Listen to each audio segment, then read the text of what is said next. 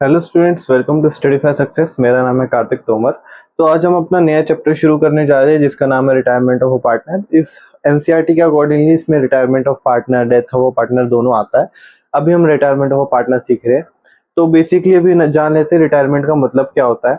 Retirement क्या होता है, कोई भी एक पार्टनर जब अपने एज की वजह से, इलनेस की वजह से या अपना टेन्योर पूरा करके हमारा फॉर्म छोड़ के चले आता है, तो वो रिटायरमेंट ले लेता है हमारे फॉर्म से। ठीक है, अपनी मर्जी से जब वो छोड़ के जाता है तो हम उसको कहते हैं उसने रिटायरमेंट ली है हमारे फर्म से। ठीक है, इसमें मेन चीज क्या होती है कि पार्टनर हमारा जिंदा रहता है और अपनी विल से जाता है। ठीक है, ये दो वर्ड्स याद रखना। अब एक तो अपनी विल से छोड़ के जा रहा है और दूसरा अलाइव है। ठीक है, तो इस वीडियो में हम क्या क्या टॉपिक कवर करेंगे। सबसे पहली चीज रिवैल्यूएशन अकाउंट, इसको मैं टेक ही मान लेता हूँ क्योंकि हमने जब एडमिशन करा था तो उसके अंदर भी ये हमारा हमने कर लिया था, तो बिल्कुल सेम रहेगा रिवैल्यूएशन अकाउंट। तो रिवैल्यूएशन अकाउंट एक टाइप से हमारा हो चुका है। अगर आपको रिवैल्यूएशन अकाउंट पता करना है कैसे होता है तो आप मेरी प्रीवियस वीडियोस देख लीजिए, वहां पे मैंने आपको सिखा रखा है। प्रॉफिट या लॉस अगर रिवैल्यूएशन अकाउंट पे हुआ तो वो ओल्ड पार्टनर के ओल्ड रेशियो में ट्रांसफर हो जाएगा। फॉर एग्जांपल हम ले लेते हैं ए, बी और सी, ये तीन पार्टनर एक फर्म चला रहे हैं। सपोज करो ए रिटायर हो रहा है। ठीक है, तो जो भी रिवैल्यूएशन अकाउंट पे प्रॉफिट आएगा तो वो इन तीनों के बीच में ही ट्रांसफर होएगा, क्योंकि बी ए पार्टनर के रिटायरमेंट से पहले जो फर्म में पार्टनर थे वो तीनों थे। ठीक है, तो इसलिए इन तीनों के बीच में जो भी इनका प्रॉफिट शेयरिंग रेशियो होगा उसमें बढ़ जाएगा, जो इनका ओल्ड रेशियो रहेगा। ठीक है, अब transfer of reserve. Transfer of reserve कैसे होगा वो भी हमने सीख ही रखा है। अगर हमारे पास कोई जनरल रिजर्व है तो उनको इन तीनों में बांट दो। अगर कोई वर्कमैन कंपनसेशन क्लेम है तो उसमें मरकज रिजर्व है, उसके ऊपर कोई क्लेम है तो उसको जैसे डिस्ट्रीब्यूट करना है, जो हमने प्रीवियस वीडियोस में सीखा है उस हिसाब से उसको आप देखिए, आप उसको अंडरस्टैंड कीजिए और वैसे ही हमें सेम करना है इसके अंदर। ठीक है, adjustment of goodwill among the remaining partners in their profit sharing ratio, ये नया टॉपिक है, इसको हम करेंगे। ठीक है, और इसके अलावा गेनिंग रेशियो और न्यू रेशियो कैसे कैलकुलेट होती है वो हम सीखेंगे थोड़ा सा। वैसे गेनिंग रेशियो तो सिंपल ये है कि कौन सा पार्टनर कितना गेन कर रहा है एक पार्टनर के जाने के बाद। सपोज करते हैं ए, बी और सी शेयर कर रहे थे 1:1:1 में पहले। ठीक है, ए के रिटायरमेंट के बाद बी और सी 2:1 के रेशियो में प्रॉफिट शेयर करने लग गए। ठीक है, अब हमें पता लगाना है कि बी और सी को कितना कितना शेयर एक्स्ट्रा मिला है ए के शेयर में से। मतलब ए का अगर 1 शेयर है तो बी ने उसको कितना लिया है और सी ने उसको कितना लिया है। तो हम इसका गेनिंग रेशियो निकाल सकते हैं। गेनिंग रेशियो निकालने के लिए हम सिंपल सा एक फॉर्मूला यूज करेंगे। न्यू रेशियो में से ओल्ड रेशियो माइनस कर लो। न्यू रेशियो क्या है, पहले बी का कैलकुलेट करते हैं। बी का न्यू रेशियो क्या हो गया, 2/3 माइनस 1/3। 1/3 का इसको गेन हुआ। सी का ओल्ड न्यू रेशियो भी 1/3 है और न्यू रेशियो 1/3 और ओल्ड रेशियो भी 1/3 है। इसको लेस करो तो उसका 0 आएगा, यानी कि ए के रिटायरमेंट के बाद सारा उसका शेयर बी ने एक्वायर कर लिया है। ठीक है, तो इस केस में बी जो है सिर्फ ओनली गेनर है। अगर कोई और इसके साथ गेनर होगा तो उसका हम गेनिंग रेशियो निकाल देंगे उनके बीच में। ठीक है, सेकेंड चीज, अभी इस केस में क्या होगा, जो भी ए को जो गुडविल लेके जाएगा ए अपनी, तो वो सिर्फ बी ही उसको पे करेगा क्योंकि बी ने ही उसका सारा शेयर एक्वायर करा है। ठीक है, ओके, तो थोड़ा और डिटेल में समझ लेते हैं गेनिंग रेशियो और न्यू रेशियो कैसे कैलकुलेट करते हैं। तो मेजरली इनके 3 केसेस होते हैं। एक और केस है पर उसको मैं समझाऊंगा नहीं क्योंकि वो हमारा ऑलरेडी हमने एडमिशन के टाइम पे डिस्कस कर रखा है। मैं समझाता हूँ कैसे। ठीक है, तो सबसे पहले ही मेजर 3 केसेस पे ध्यान देते हैं। जब हमें नया रेशियो गिवन हो तब हम गेनिंग रेशियो कैसे निकालते हैं। गेनिंग रेशियो का सिंपल फॉर्मूला है, नए रेशियो में से पुराना शेयर, नए शेयर में से पुराना शेयर माइनस कर लो तो आपको एक गेनिंग शेयर मिल जाएगा। फिर आप उन गेनिंग शेयर से आप गेनिंग रेशियो निकाल सकते हो पार्टनर्स का। अगर हमें न्यू रेशियो नहीं गिवन तब क्या होता है, जो गेनिंग रेशियो होती है और जो न्यू रेशियो होती है दोनों सेम हो जाती है, जिसमें हम ओल्ड रेशियो, जो भी पार्टनर्स के जो बचे हुए पार्टनर है उनके बीच में जो ओल्ड शेयर है ना, जो ओल्ड रेशियो है उसको ही हम लिख देंगे। फॉर एग्जाम्पल आप देखो, 3 पार्टनर है ए, बी और सी, ये प्रॉफिट शेयरिंग रेशियो कर रहे हैं 1:2:4 में। ठीक है, अब क्या कहते हैं कि सी रिटायर हो गया। सी रिटायर हो गया, आर लिख दो इसके आगे। तो सी रिटायर हो गया और हमें नहीं बता रखा कि नया रेशियो कितना है, और हमें ये भी नहीं बता रखा कि ए और बी ने कितना एक्वायर करा है सी के शेयर से। उस केस में क्या करते हैं, हम सी के शेयर के ऊपर ऐसे हाथ रख देते हैं और इसके अलावा ये जो बचा हुआ है ना 1:2, यही इनका न्यू रेशियो भी हो जाएगा। 1:2 जो हो जाएगा ये न्यू रेशियो हो जाएगा। As well as gaining ratio हो जाएगा ये, ठीक है। तो बस इतना सही है ये सेकंड केस। थर्ड केस में क्या है, जब गेनिंग रेशियो नहीं दी होती, इसका मतलब हम न्यू रेशियो कैलकुलेट कर रहे हैं, मतलब गेनिंग रेशियो दे रखी है या तब हम न्यू रेशियो कैलकुलेट करेंगे, तो ओल्ड रेशियो में गेनिंग रेशियो ज्वाइन कर दो जो जो पार्टनर की है, तो उससे हमारा नया रेशियो आ जाएगा। एक और चौथा केस है जिसमें हमें बताया होगा कि कैसे कैसे, मतलब कैसे कैसे कौन सा पार्टनर कितना शेयर एक्वायर कर रहा है।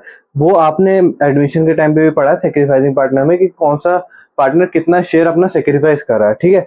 तो सेम उतना ही है, ऑफ और फ्रॉम वाला कॉन्सेप्ट आप याद करो। अगर आपको याद नहीं आ रहा, पुरानी वीडियोस देखो जाके, उसके अंदर अच्छे से समझा रखा है, ठीक है, तो वहां से समझ जाना। ओके, अब हम सीखते थोड़ा सा ट्रांसफर ऑफ रिजर्व हम कैसे करते हैं। तो ट्रांसफर ऑफ रिजर्व करने की ना दो एंट्री पास हो सकती है। पहला तो रिजर्व अकाउंट डेबिट कर दो, जितने भी पार्टनर है सबको क्रेडिट में डाल दो, उनके इंडिविजुअल अकाउंट में पैसा ट्रांसफर कर दो जितना भी रिजर्व का पड़ा हुआ है। सेकंड में क्या होता है कि रिजर्व सिर्फ हम जो रिटायर हो रहा है पार्टनर उसी को दे रहे हैं, ठीक है। इसमें क्या होता है, या तो क्वेश्चन में स्पेसिफिकली बोला हो कि जो रिटायरिंग पार्टनर है आप उसका जो रिजर्व का हिस्सा है उसको दे दो, ठीक है, बाकी पार्टनर अपना कंटिन्यू करना चाहेंगे उस रिजर्व को, ठीक है। एक और केस होता है उसके अंदर कि second entry can only be passed when remaining partners decided to continue the old ratio between them. यानी कि जो सेकंड केस हमने गेनिंग रेशियो का पढ़ा था ना, जिसमें पार्टनर अपना पुराना रेशियो कंटिन्यू कर रहे हैं, जैसे कि एबीसी वाला पढ़ा था 1:2 जो उनका नया रेशियो आया था, ठीक है। तो अगर वैसा वाला केस हुआ और क्वेश्चन में बोल दिया कि रिटायरिंग पार्टनर को उसका शेयर दे दो और पुराना जो रिजर्व है उसको फर्म कंटिन्यू करेगी, मतलब जो पार्टनर है वो कंटिन्यू करना चाहेंगे, तो उस केस में ये एंट्री पास करने चाहिए। इसमें सिर्फ रिजर्व का वही हिस्सा लिखेंगे जो रिटायरिंग पार्टनर के हिस्से का है। फॉर एग्जाम्पल अगर रिजर्व 1 लाख का है, यहाँ पे लिख देता हूं मैं, अगर रिजर्व 1 लाख का है और रिटायरिंग जो पार्टनर है वो उसका हिस्सा है 1/4, तो उसको 1/4 से डिवाइड करके जो इसका 25,000 आएगा, सिर्फ वही यहाँ पे रिजर्व से डिडक्ट होएगा और पार्टनर्स के कैपिटल अकाउंट में जाएगा, सिर्फ जो उसका हिस्सा है, ठीक है। ओके, तो अब गुडविल की थोड़ी सी एडजस्टमेंट देखते हैं। तो दो तरीके से हमारे क्वेश्चन में दे सकते हैं। एक तो है कि हमारे बैलेंस शीट में दे दिया है, फिर हम कहते हैं इसको बुक्स में शो हो रही है गुडविल, तो उसको हम क्या करेंगे, सबसे पहले उसको राइट ऑफ कर दो, ठीक है। अगर हमारे बैलेंस शीट क्वेश्चन के अंदर दे रखी है और उसके अंदर शो हुआ हो रखा है गुडविल हमारा, तो उसको राइट ऑफ कर दो। Partners capital account debit individually हर एक पार्टनर का अलग अलग टू गुडविल अकाउंट, जितनी वैल्यू है उसकी बन रही है वो, ठीक है। सेकेंडली, अगर हमें गुडविल वैल्यू करके दे रखा हो क्वेश्चन में, या हमें गुडविल का वैल्यूएशन करना हो, उस केस में क्या करेंगे, गुडविल की वैल्यू निकालेंगे सबसे पहले, अगर हमें निकालनी होगी। अगर क्वेश्चन में दे रखे तो बहुत बढ़िया, तो गुडविल की वैल्यू लो, और जो भी रिमेनिंग पार्टनर नहीं, रिटायरिंग पार्टनर, ठीक है, जो भी रिटायरिंग पार्टनर है उसका शेयर पे कर दो, मतलब जितना भी बन रहा है। रिटायरिंग पार्टनर लिख देता हूँ, ठीक है, जो भी रिटायरिंग पार्टनर का शेयर बन रहा है वो उसको पे कर दो, ठीक है। पे वर्ड कह दो या फिर उसको कॉम्पनसेट कर दो, कुछ भी कर दो, ठीक है। उसकी एंट्री क्या बनेगी, gaining partners capital account debit to retiring partners capital account. इसमें हम गेनिंग पार्टनर से करेंगे, पुराने सभी पार्टनर से नहीं करेंगे, क्योंकि जिसको हिस्सा मिला है वही अपना गुडविल का प्रीमियम अपना रिटायरिंग पार्टनर को पे करेगा, ठीक है। ओके, अब हम आ चुके हैं चैप्टर के एंड पे, ठीक है। जानता हूँ बहुत जल्दी मैंने चैप्टर कवर करा दिया, बट इसके जो हमें फॉर्मेट्स है वो हम नेक्स्ट वीडियो में करेंगे विद न्यूमेरिकल क्वेश्चंस, ठीक है। तो इस वीडियो में मैंने सिर्फ आपको समझाया है, अगर आपको नहीं समझ में आया, वीडियो ज्यादा लंबी नहीं होगी, आप रिवाइंड करो, इसको दोबारा समझो, ठीक है।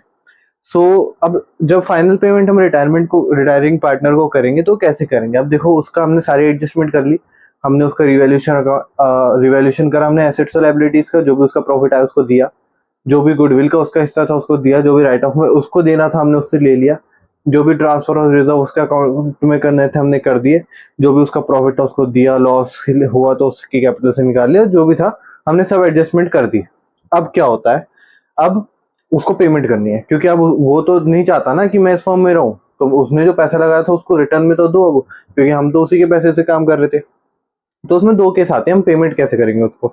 तो पहला है कि जब पूरा claim at the time of retirement एक रिटायरिंग पार्टनर कर ले कि नहीं भाई, मेरा अगर 1 लाख पैसा बनता है तो हम 1 लाख का 1 लाख पूरा मेरे को दे दो, मेरे को दोबारा तुम्हारे फॉर्म में इन्वेस्ट नहीं करना।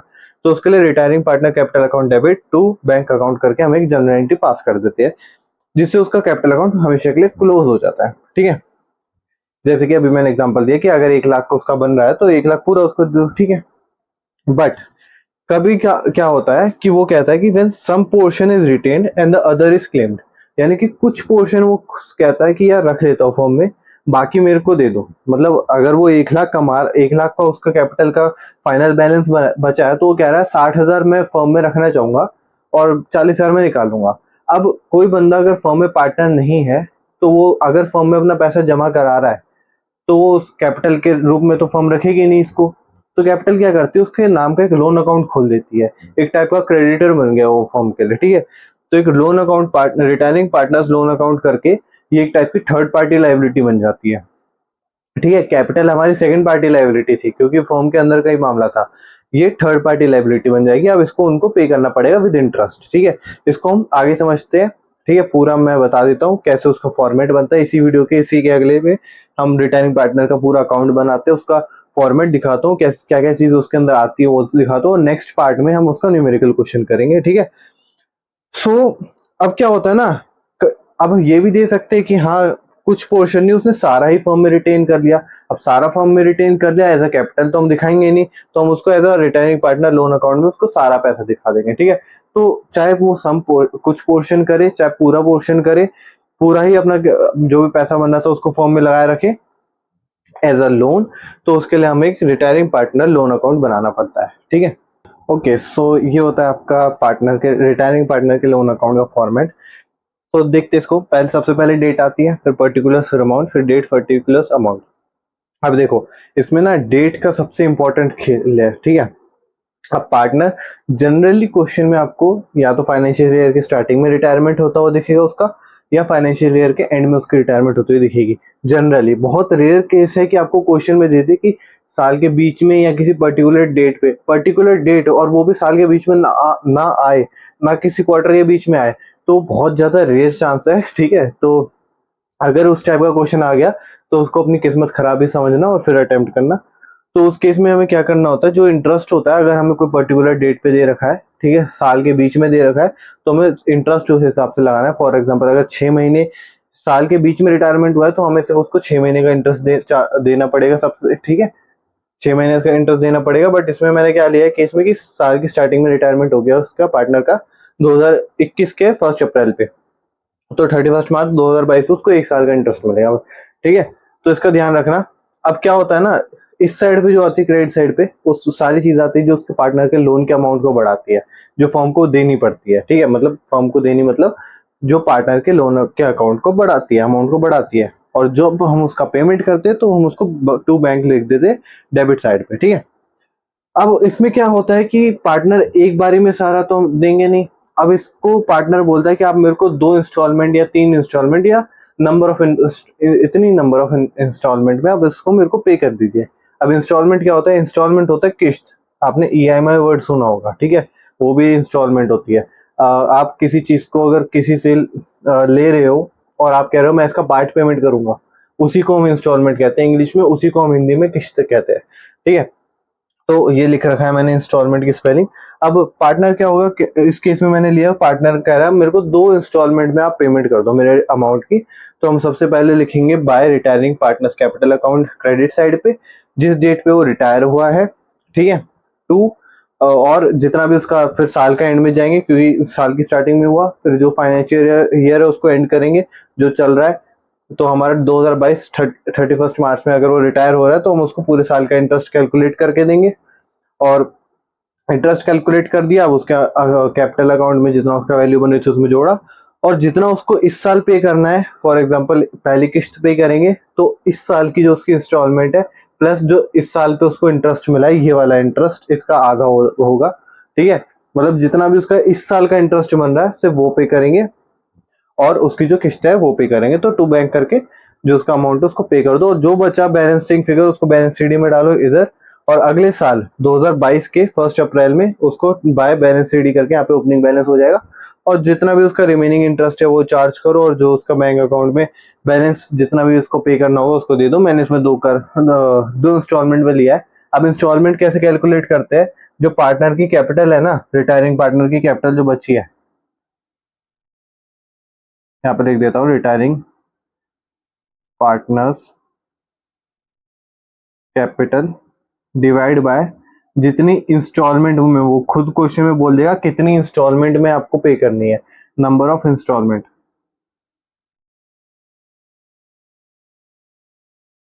तो इससे आपको क्या पता चलेगा, इससे आपको पर ईयर में कितनी इंस्टॉलमेंट पे करनी है वो पता चलेगा। फॉर एग्जाम्पल अगर मेरे को 50 लाख की मेरी कैपिटल है और उसने बोला मेरे को 50 लाख नहीं सॉरी 1 लाख की है और उसने बोला आप मेरे को 2 इंस्टॉलमेंट में पे करो, तो मैं 50,000 की इस पहली इंस्टॉलमेंट भरूंगा, 50,000 की दूसरी इंस्टॉलमेंट भरूंगा। ठीक है, फिर उसके बाद जो भी इंटरेस्ट बनता है उसको लगा के इस साल की जितनी हमें पे करनी है 50,000 प्लस उसके ऊपर इंटरेस्ट, और सेकेंड ईयर में जो रिमेनिंग है उसके 50,000 प्लस उसके ऊपर इंटरेस्ट जो बनेगा फिर हम इसको पे कर देंगे। ठीक है, so that's it for this chapter. एक और टॉपिक है जो कि मेरा एडमिशन का छूट गया था प्रीवियस वीडियो में, मैं उसको भी इसके बाद कवर कराता हूँ। ठीक है, फिर रैप अप करते हैं वीडियो को। ओके, सो जो एडमिशन के अंदर मेरा एक टॉपिक छूट गया था वो था प्रोपोर्शनेट कैपिटल।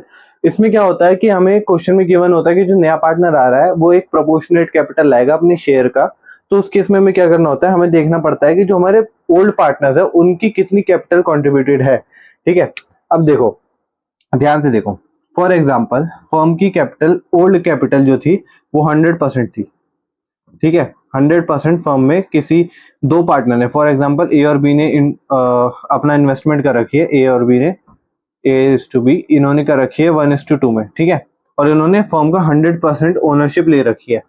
ठीक है, यानी कि फर्म में जितनी भी कैपिटल कंट्रीब्यूट होगी सारी इन्होंने करी होगी और 100% कैपिटल इन्होंने ही कंट्रीब्यूट करी होगी। सिंपल। अब क्या होता है, एक पार्टनर आता है 1/4 शेयर के लिए, 1/4 शेयर के लिए, या फिर हम इसको लिख सकते हैं 25% ऑफ द फर्म। उसके लिए एक नया पार्टनर आता है, सपोज करते हैं सी आ रहा है, सी आ रहा है 1/4 शेयर के लिए, या फिर हम उसको कहें 25% ऑफ द शेयर। यानी कि अब जो नया फर्म में हम रिवैल्यूएट करेंगे पूरी फर्म को, जितना भी रिवैल्यूएशन वगैरह का काम करेंगे, उसके बाद हमारे पास जो इन दोनों का कैपिटल बनेगा ना, इन दोनों का कैपिटल अब 100% नहीं होगा, क्योंकि सी ने भी कुछ कैपिटल कंट्रीब्यूट करा है। हमें क्वेश्चन में बोल दिया सी प्रोपोर्शनेट कैपिटल लेके आ रहा है, यानी कि अब ये 100% इन दोनों का जो जितना भी कंट्रीब्यूटेड होगा, इन दोनों का टोटल मिला के दोनों का सम निकालो, जितने भी इनकी कैपिटल है, इन्होंने जितना भी कंट्रीब्यूट करा होगा वो पूरा 100% नहीं होगा, क्योंकि सी भी पैसा ला रहा है। अब वो फर्म का सी के शेयर को लेस कर दो, यानी कि 75% होगा। अब हर क्वेश्चन में 75% मत लगा के आ जाना, इसका सी का शेयर पहले माइनस कर लो, यानी कि जैसे इसका 25% है, 100% में से 25% माइनस करा है, यानी कि ये जो 75% है इसको हम 3/4 भी लिख सकते हैं शेयर के टर्म्स में, यानी कि 3/4 हिस्सा फर्म की टोटल कैपिटल जितनी इन्वेस्टमेंट है उसमें से 3/4 हिस्सा सिर्फ ए और बी का मिलाकर है। अब हमें बोला गया है कि सी प्रोपोर्शनेट कैपिटल लाएगा जितना इनका कैपिटल होगा। इस केस में क्या करेंगे, अगर 100% है तो ठीक है, 75% है, अब क्या करते हैं, फॉर एग्जांपल ए ने इन्वेस्ट कर रखा है 1 लाख, बी ने इन्वेस्ट कर रखा है 50,000, तो दोनों का मिला के हमारा कितना हुआ, 1,50,000 टोटल कैपिटल है, करंट मतलब एक्चुअल पुरानी कैपिटल, पुराने पार्टनर्स की जो कैपिटल है वो 1,50,000 है। अब फॉर एग्जाम्पल आप सोचो, खुद सोचो एक बार कि फर्म की जो टोटल कैपिटल है ना, टोटल कैपिटल, उसका अगर हम 3/4 करते हैं तो इन दोनों के कैपिटल मिला के आता है, राइट। फर्म की टोटल कैपिटल का अगर हम 3/4 करेंगे तो इन दोनों की कैपिटल मिला के आएगा, सिंपल। अब हमें सी का अगर प्रोपोर्शनेट कैपिटल वो कितना लेके आया है वो निकालना है, तो हमें फर्म का पहले टोटल कैपिटल पता होना चाहिए, फिर टोटल कैपिटल में मल्टीप्लाई कर देंगे हम सी का शेयर जो कि है 1/4। ठीक है, ठीक है, राइट। इससे हमारे पास क्या आ जाएगा, सी का शेयर, सीज कैपिटल। ठीक है, इसका मतलब हमें पहले टोटल कैपिटल निकालना है, फिर उसमें 1/4 मल्टीप्लाई करके हमारा सी का कैपिटल आ जाएगा। तो अभी हम इसको छोड़ देते हैं सी के कैपिटल को, अभी हम फोकस करते हैं टोटल कैपिटल निकालने पे। ठीक है, टोटल कैपिटल निकालो, ये 1,50,000 है, यहाँ पे 3/4 है, 3/4 को उधर लेके जाओ, ये हो जाएगा हमारा 4/3। तो टोटल कैपिटल जो फर्म की बनेगी वो 1,50,000 इंटू 4/3 बन जाएगी, राइट। 4/3 बन गई, कितना आया ये, 2 लाख, 2 लाख लिख सकते हैं। 2 लाख तो आ गई फर्म की टोटल कैपिटल, कि फर्म ने टोटल में इतना इन्वेस्ट कर रखा है, 2 लाख का टोटल कैपिटल आ चुकी है। अब इसमें इस टोटल कैपिटल में हमारा जो सी प्रोपोर्शनेट कैपिटल लाएगा ना वो भी है, और जो ए और बी की कैपिटल है वो भी है। अब इसमें हम दो चीजें कर सकते हो, या तो हम इसको डायरेक्ट सी के शेयर से मल्टीप्लाई कर दे जो कि है 1/4, 1/4 जो कि आ जाएगा हमारा 50,000। ठीक है, सिंपल, पहला तो ये कर सकते हैं। दूसरा चीज क्या कर सकते हैं, अगर आपको मल्टीप्लिकेशन नहीं करना है, इसका कुछ कॉम्प्लिकेटेड सा इन्होंने नंबर दे रखा है, फॉर एग्जाम्पल 3/7 दे रखा है और 7 टू लैख से डिवाइड नहीं हो रहा, पर उससे नंबर भी अलग आता है। तो मतलब कुछ ऐसा नंबर दे रखा है जो आप अब ऐसे मल्टीप्लाई नहीं कर पा रहे, इसका शेयर हो नहीं पा रहा आपसे, ठीक है, थोड़ा हार्ड नंबर दे रखा है और आपको एग्जाम में कैलकुलेटर अलाउड नहीं होगा, तो अभी मेरे को करंटली पता नहीं अलाउड है कि नहीं अलाउड, पर अगर आपको नहीं होगा तो तब आप क्या कर सकते हो, जो इन दोनों का मिला के कैपिटल है ना, उसको इस टोटल कैपिटल में से लेस कर दो। यानी कि 2 लाख में से ये जो 1,50,000 है इसको लेस कर दो 1,50,000, तो उसमें भी हमें पता चल जाएगा, यानी कि आप 50,000 जो कि हमारा सी का शेयर आ जाएगा। तो उससे हमें पता चल रहा है कि अगर 75% ऑफ द कंपनी की फर्म की टोटल कैपिटल है 1,50,000 और टोटल 100% है 2 लाख, यानी कि जो डिफरेंस 25% का आ रहा है ये वाला, जो वो 25% इन दोनों के बीच का डिफरेंस होगा। सिंपल सी बात है, इन दोनों के बीच का डिफरेंस 50,000 सी की कैपिटल आएगी, जो कि प्रोपोर्शनेट कैपिटल आएगा, ठीक है। सो आई होप आपको आज की वीडियो पसंद आई हो। अगर आपको मेरे साथ लाइव क्लासेस लेनी है तो आप स्टडीफाई सक्सेस का ऐप डाउनलोड कीजिए, आप उसमें जाके एक रीजनेबल प्राइस पे कोर्स लीजिए, चाहे आपको अकाउंटेंसी मेरे साथ पढ़नी हो, इकोनॉमिक्स पढ़ना हो या कोई और सब्जेक्ट भी पढ़ना हो, आप ह्यूमैनिटीज के हो या फिर आप साइंस के हो या आप छोटी क्लासेस के भी होंगे तो भी आपको वहाँ पे कोर्स मिल जाएंगे। आप फायदा क्या है इसका, आपको टीचर के साथ लाइव इंटरेक्शन मिलेगा, आपको नोट्स मिलेंगे हर एक चैप्टर के, जो हर एक टीचर अपने पास खुद एक एक नोट्स टाइप करके बनाएगा या हैंड रिटन नोट्स बनाएगा, जैसा उनका सुटेबल तरीका है, जैसा आपको चाहिए, ठीक है। आपको हर एक लेक्चर के नोट्स मिल जाएंगे, लाइव लेक्चर होंगे आपके साथ 1-to-1 हमारा इंटरेक्शन होएगा। सबसे बड़ा मेन पॉइंट, आप उस तरीके से पढ़ पाएंगे जिस तरीके से आप समझते हैं। अभी हम उस तरीके से समझा रहे हैं जिस तरीके से मैं समझाना चाह रहा हूँ, अभी क्लासेस में मैंने उस तरीके से समझा जिस तरीके से मैं समझाना चाह रहा हूँ। आप लाइव क्लासेस में आइए, आपको मैं उस तरीके से समझाऊंगा जिस तरीके से आपको समझ में आएगा, ठीक है। सो इसी के साथ वीडियो को करते खत्म। नेक्स्ट पार्ट में हम रिटायरमेंट ऑफ अ पार्टनर का न्यूमेरिकल क्वेश्चन लेके आएंगे, जो कि वो न्यूमेरिकल क्वेश्चन में सब कवर हो जाएगा, आपका revaluation account, capital account, loan account, और उसके अलावा अगर बैलेंस शीट भी बोला होगा, अगर आती होगी तो हम उसको भी बना लेंगे, तो सब उसके अंदर कवर कर लेंगे, ठीक है। उसके साथ हमारा रिटायरमेंट ऑफ अ पार्टनर का टॉपिक ही खत्म हो जाएगा। अगर आपको अभी लोन अकाउंट ढंग से समझ में नहीं आया, उस न्यूमेरिकल क्वेश्चन में सब क्लियर करवा दूंगा, ठीक है। So thank you, tata, bye bye and take care.